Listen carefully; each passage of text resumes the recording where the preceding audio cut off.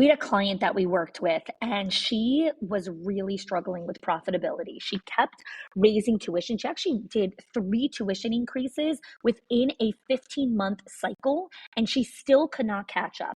So I helped her work with our 6 money leaks in schools, and she only used 3 of the 6 money leaks and cut her expenses by 50%. 50. She did not fire anyone. She did not slash any of her programs, and she did not work more hours. Again, the 6 money leaks are not hacks or spreadsheets. These are patterns. They are small decisions that feel so normal that your school does, but they quietly drain your school's profit. So if you've ever wondered why you're working so hard, but still not seeing the return, this is your first step to clarity. Click the link in the show notes and find out what it's actually costing you.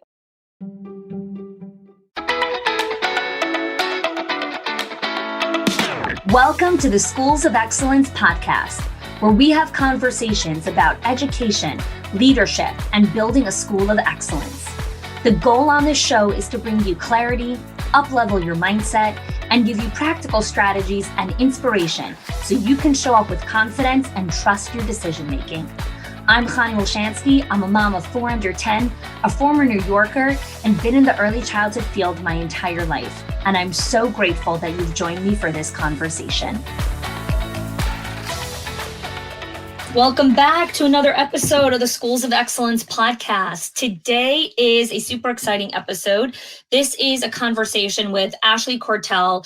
She is the owner at Daybreak Academy, which is in South Jordan, Utah. And she has been a member of our Owners HQ program since January of 2023.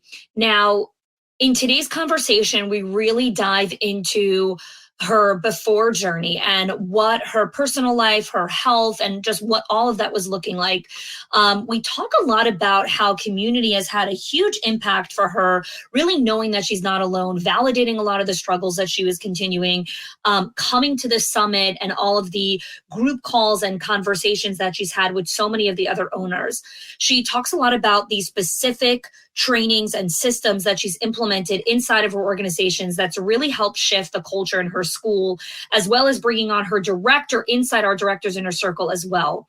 One of the things that are really interesting that you'll take note of in this conversation is how her confidence has really increased as a leader and how staff and parents have noticed this and actually brought it out and told her about it. She has decreased her hours. She went from, hold on, 45 hours a week that she was working to a 10-hour work week. All right, I want you to digest that for a second. When she joined our community, she was working 45 hours a week. And one of the questions that I always ask our clients before they join is, how many hours are you working now? And how many hours do you want to be working in our journey together? And she said she wanted to be working 15 to 20 hours a week within the first couple months of working with us. And now she's down to 10 hours. This is a phenomenal conversation of this member spotlight. I hope you enjoy it as much as I do. You and I connected back last year in March. So March of 2022, I believe, around that time. And you and I had met at an event. And then several months later, we connected around October time. And the reason that we had connected was because you were really fascinated by the bridge to excellence, this concept on meta skills that I'd introduced. So take us back to that moment where you heard me speak about this concept and what intrigued you to reach out and for us to actually get on a follow-up call. Yeah. So my husband and I, the other owner of the school, were at a child care retreat in Florida, and you spoke on bridge leadership, and it resonated with both of us a lot. We loved all of the concepts that you were talking about as it relates to things that we as leaders need to be doing and how that can trickle down into helping our staff. So yeah, we really loved that. And we knew that it would be something that would help us and our admin team. So that was how we got connected. Yeah. So I remember our first conversation, we were talking, we were in a little bit in like the intake phase where when we first bring on a member, I'm asking about, what capacity are you at? How many hours a week are you working? And a little bit of that. So I want to take you back to that time for a moment. And then let's talk about kind of where we are in present. So back in October, we were chatting about what capacity you're at. And that time you were operating at about 93% capacity. And I'm curious what capacity you're operating at currently. Right now we're in our summer camp program, so it looks a little bit different. We're a little bit lower, but for the fall, which is starting for us in about a month, we're still right about 94%. Okay. Awesome. So one of the things that are so important to remember in our growth journey in business is we have to understand the cyclical nature of buying and then also just the seasons. And so while someone might be hearing this and be like, oh, but she didn't increase enrollment. Yes, but she kept enrollment the same. Maintenance is also really powerful. And seeing temporary dips in things has nothing to do with the quality or where the business is holding. It's really just a curiosity game of, why did that happen? Is there something that we need to tweak? Is there something else that we need to do? When it comes to that. Yeah. Awesome. So tell us a little bit about how many hours a week you're currently working inside of the business. Currently, I have reduced my hours probably to about 10. Wow. So I've been able to take a big step back and give most of my responsibilities to our director. So let's talk about where you were. Okay. So when we connected, you were working 45 hours a week. Okay. And your dream, I asked you what your dream was. Your dream was to work 15 hours a week. So we've exceeded the dream.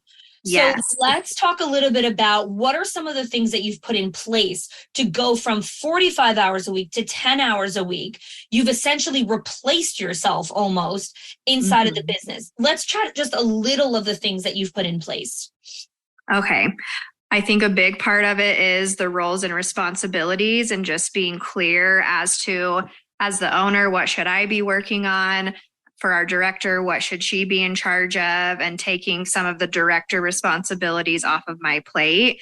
And just having a lot of conversations with our director, kind of building up her confidence. She knows the childcare world. And I think the less I'm there, the more confident that she is to just run everything. Yeah. So when we first connected, you were really hands-on, really in the day-to-day. So walk me through a little bit of that mindset shift that needed to take place where you're like, hey, maybe it's better for me to physically not be here versus actually be here, because that's an internal game. That's not about, ratio or numbers or financials. Like that's a mental game. So tell us a little bit about that. Yeah. So I think relationships for me are really important. I establish and maintain healthy relationships with our staff. So I did kind of have to tell myself, it's okay if you're not the go-to person, that's the director's role. So now when I do come back into the center, it's a completely different experience for me. And I think it was a little confusing for the staff as well. Like, who do we go to? So just setting those expectations has really helped all of us.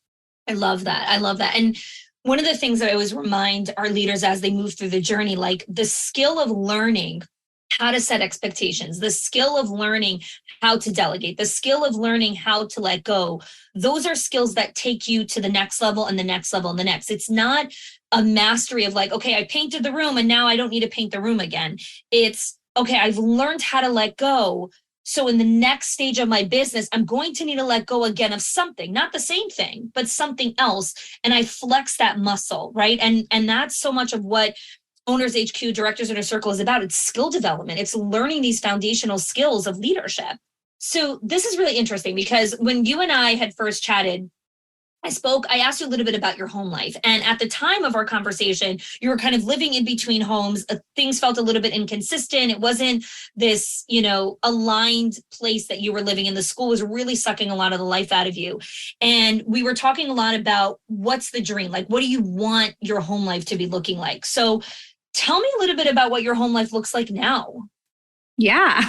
So it is still a little all over the place, but my husband and I moved to the town where our school is. So we're much closer in proximity.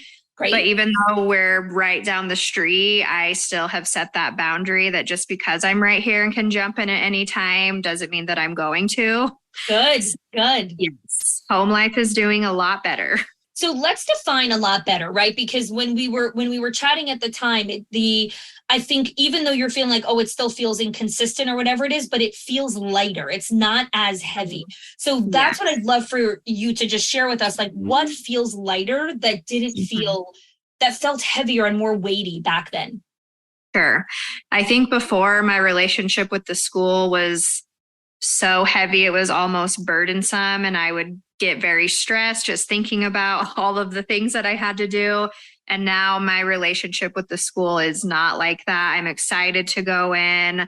I have a lot of fresh energy to take and can focus on bigger picture things. So it's incredible how an energy shift can sometimes be more impactful than a new hire or like, you know, more money in the bank or whatever it is. Like, just how we feel energetically has a massive ripple effect on our company. So I love that you're feeling that sense of peace and freedom, because it's just the beginning. Like, as you continue to hone that, more goodness continues to come from there. Yes. Yes. Okay. So tell me a little bit about your time in foundations, right? So when you first joined the program, everyone works through the foundation section, which is the 3 pillars to build a school of excellence: mindset, time, and culture. So I'd love to hear a little bit. I know that when you first watched the mindset video on the 6 limiting beliefs, you were like, whoa, what is going on here? So tell us a little bit about the limiting beliefs you had at the time, and I guess your relationship with them now. Okay. I really resonated with the limiting belief that I am not enough. I don't know what I'm doing. That was a huge roadblock for me, and feeling like I was a competent owner. And now, with the skills that I've learned through the foundations courses, I recognize that I do know what I'm doing, and I have a lot more confidence in that area as a leader. So it really did help me tremendously. I love, right. So again, just knowing that you're enough, you enter a room differently, you approach a problem differently, you enter a difficult conversation differently, because you're coming from a place of wholesomeness and worthiness, not a place of, oh my gosh, I'm a screw up, I'm for sure going to mess this up again. So that energy is just so different. Tell me a little bit about how your calendar, I know we obsess over calendaring, obviously, inside of the program. So how has your calendar or time blocks, what do they look like now? How have they shifted for your role as the CEO? It's changed a lot. I feel like my calendar has a lot more clarity to it. Before, it was just all over the place, and I felt like I was busy all the time, but not really accomplishing anything. So with the concept of time blocking, that has been huge for me. And I feel like I'm much more intentional about the time that I spend in the school. So it's been really beneficial. I love that. Tell me a little bit about, I know you and I don't remember, one of our chats that we were having, one of our check-ins, you were talking about how you feel less guilty because of the calendar and because you've created those blocks and boundaries. So can you speak to that a little bit about how you just feel more at peace with what you're doing and how you're spending your time? Yes, I think before, because I didn't have an understanding of where my time was going. And so I would sometimes feel guilty, like I'm not doing enough, I'm not working on things as much as I should be. But now with the calendar and having that visual, I'm able to see exactly what I do every day and the impact that it has. Yeah, I always talk about how the calendar tells you the story, right? And so now that you have the calendar, the data tells you the story. No, I am doing enough. I am working enough. This is enough. And the mindset shift is what propels our action forward, right? I always say mindset before mechanics. And the more that we can hone in our enoughness, our skills, our mindset, the more that we can really move forward inside of our company. So I love that for you. And then the last pillar of foundations is culture. So tell us a little bit about where your culture was when you and I first connected and we were talking about the bridge. And I guess just a little bit of the evolution that you've seen. Culture is obviously something we're always working on. Right. Yeah. Before, I think it was a lot of people maybe felt isolated. And the biggest component for me that has changed our culture has been the gratitude. We always implement different gratitude practices. And I think that has been part of the shift for us. Yeah, yeah. So for those of you that are listening, gratitude, culture of community and belonging is the first layer in building a culture of retention. After we build the culture of community belonging, then we work on building a culture of accountability, a culture of contribution, a culture of promotion. So the foundations is really building that foundational piece. And so now it's really about, all right, let's start working on the next phase of, what it looks like to build that next phase in our culture. I'm curious to hear, is there any specific training in UpCoach or, throughout your journey that you, besides for the gratitude, that you have just, I guess, appreciated or used inside of your center? Definitely the time mastery and the theme days and the time blocking has been huge. That's something that I always struggled with in my professional and personal life. So that has been really instrumental for us. Yeah. Yeah. Because it's a really core foundational piece. Mm-hmm. Tell me a little bit about your experience with one-on-ones now that you are starting to do them a little bit and following, our framework inside of one-on-ones. What have you learned about your staff or about yourself in building that relationship with the team? I haven't done the one-on-ones as much recently. That's kind of fallen onto our director's plate. But so when I did let's rephrase that. Not fallen off. You've delegated it to the directors, and now you're working on something else. So that's beautiful. Okay. Yes. But when I do them with our director, I love the framework that you introduced for how to do the one-on-ones, because like I said, building relationships is really important to me. And so I love just getting to know people outside of the center and what they like to do as a human and what their interests are. So I've really enjoyed that. Yeah. Yeah. I love that you just a couple months in already delegated that to your director, right? Who's in our director's inner circle. And you're like, okay, what do I need to do? I need to make sure I'm doing the one-on-ones with my admin team. I need to make sure that I'm, working on those things with them. So that's fabulous. Fabulous. So let's talk a little bit about your experience with some of the coaching aspects, right? And how coaching and community, we'll talk about community after, but specifically how coaching has helped you move through some of those roadblocks. So I'm curious to hear, is there any specific strategic advisory that stands out to you or a coaching call? Like, tell us a little bit about your journey through some of our coaching models. I can't recall a specific strategic advisory at the moment, but every single week that I've attended, I'm writing notes like crazy, sharing with my husband all of the insights that I've gained. So that has been probably one of my favorite parts about being in the program. It seems like every week it's extremely relevant to what's going on. And I found them extremely helpful. Yeah, the strategic advisory is supposed to be relevant and timely. So I'm so glad that it actually is, hitting the mark on that, because they come from your questions, they come from the member questions, and they also come from all of the research that I consistently do in the market. And, from talking to people and everything. So I love that you're leveraging that part to, bring that back to your center. So when you join the coaching calls, right, and you get to hear everyone else's questions, and what are some of your biggest takeaways from those calls? That I'm not the only one that has those questions, or I'm not the only one that has certain struggles. That's probably been the most powerful component for me of being in the program, is just recognizing that I'm not alone. Yes. Yes. So I love this question. What has surprised you, either about yourself or just in other areas of life? What has surprised you as like, oh, this is interesting that this is happening to me since joining, right? Because sometimes we think we join for one thing, but then it impacts so many other areas. So would love to hear the surprise factor. Yeah. I think one of the biggest ones for me is that there's people that have been in this field for much, much longer than I have, and they still have a lot of the struggles that I do. And even though I've been in this role for not that long, I do have knowledge and know things about being a leader. So that's been a big takeaway for me. How has that impacted your quality of decision making, or just the way you're showing up now that you believe that and know that about yourself? It's given me a lot more confidence in all areas of my life, that even if I maybe don't have the exact right answer or know everything about a certain situation, that I can still make decisions confidently and believe in myself. Oof, I got little chills going on over here because Yes. it's for me, those are the greatest rewards for our members, right? Like when a member can become a better decision maker, trust their discernment, trust their decision making, trust that like now you become unstoppable in so many other areas because you've learned to believe the inner voice inside of you and not the critic that's constantly telling you, I'm not good enough, you're not enough, you can, who do you think you are, all of that, right? Right. Okay.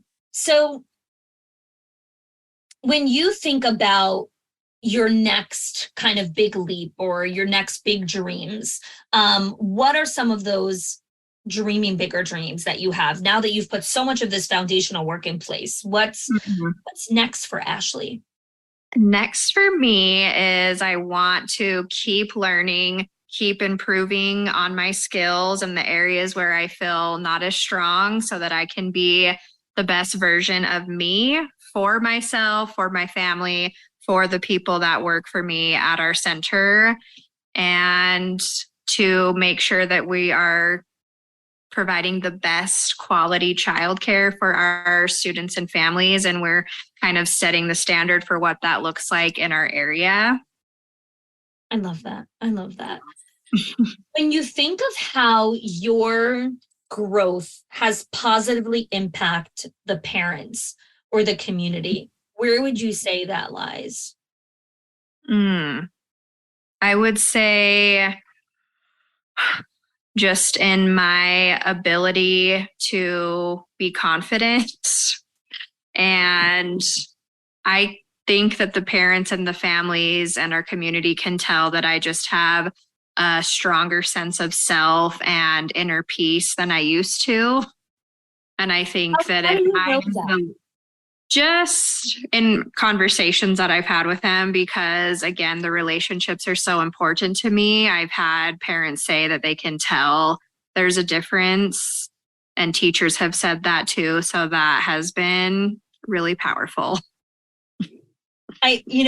It's so interesting because whenever someone's on like this growth journey or this development journey, it's so hard to see results. It's so hard to because it's hard to change and it's also hard to get those results, right? And I always tell directors, you have to make like a 360 until anyone even notices that you've made a change, right? Like you're scrapping along and doing all this work and no one sees anything. And then all of a sudden one day it's like, whoa, you've changed. And you're like, are you kidding? I've been working at this for months, right? Right. The fact that so many people have closed a loop for you and shared with you your growth, you haven't made a 180. That's a 360. That's like a full new evolution of who you are. Yes, that's beautiful. It's incredible. It's absolutely incredible. Okay, I have just a couple more questions. So when you think of your leadership team now, right, and who's kind of linking arms with you to grow the business, how has the community inside of Schools of Excellence been a support for you, whether that's helping you with your admin team or any other area of your leadership? How has the friendships and the community been helpful? Yeah, that's again been really my favorite part, is just getting to know all of the other owners and directors and linking arms with them and leaning on each other when we need support, just bouncing ideas off of one another.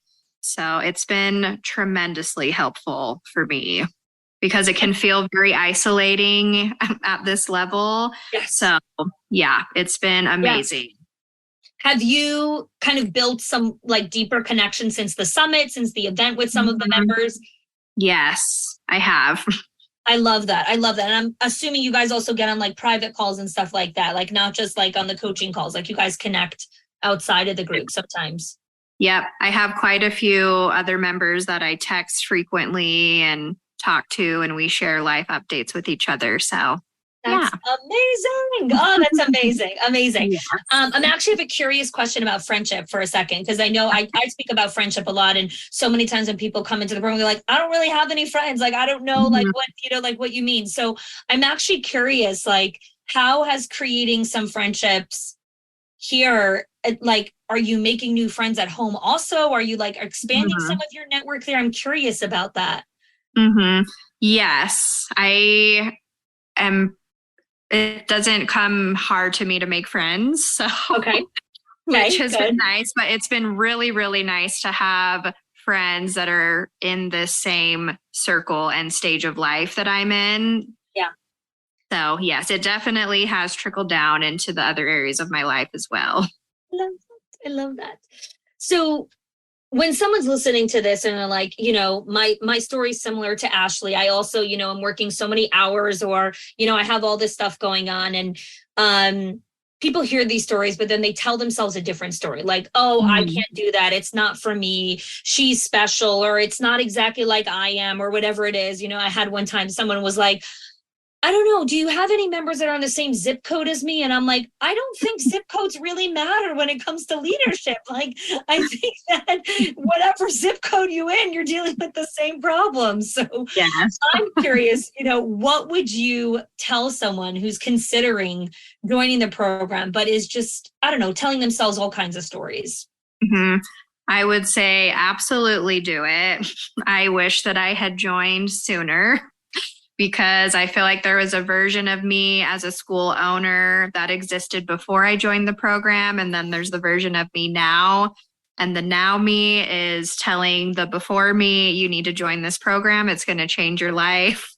So, whatever stories that you're telling yourself, you can do it. It's worth it. The community alone is huge, just to know that you're not alone.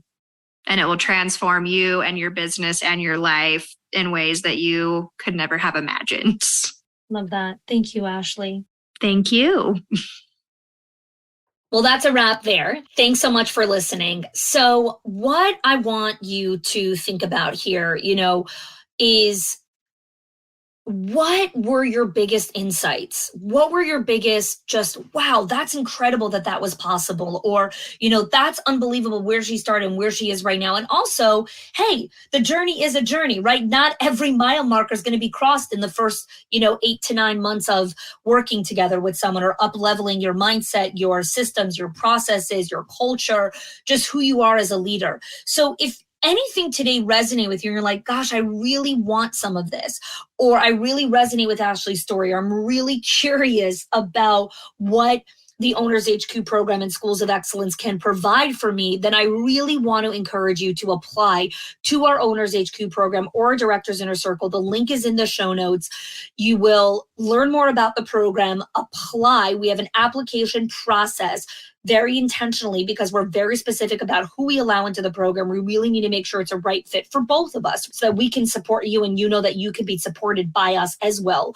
We are super into transformation and really ensuring that what you're going to be learning, you're going to be able to execute, you're going to be able to transform on. It's why we have a very specific multi-layered process with accountability, with coaches, with community, with processes.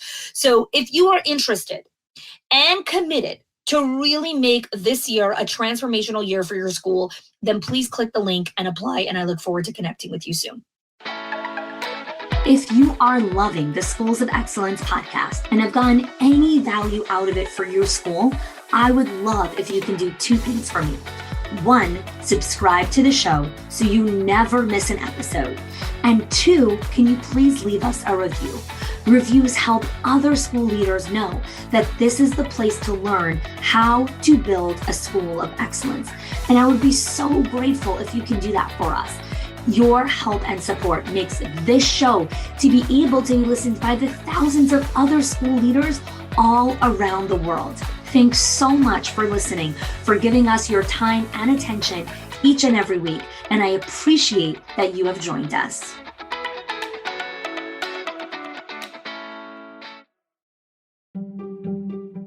If your accountant has ever told you to cut back on professional development or slash your teacher appreciation budget or your staff development budget just so you could stay afloat, or has told you, hey, you probably can't go invest in that program, please listen. The problem is not that you're spending too much money on your people or yourself or your investment or your support system. It's that your school has invisible money leaks that are draining your profit, leaks that no spreadsheet will ever catch or accountant. So I created the 6 money leaks of schools that show you the 6 core areas that schools lose money every single month without realizing it. If you close even one of them, your profits will start to soar without sacrificing your team. Go get it now and stop blaming the things that are actually building your school.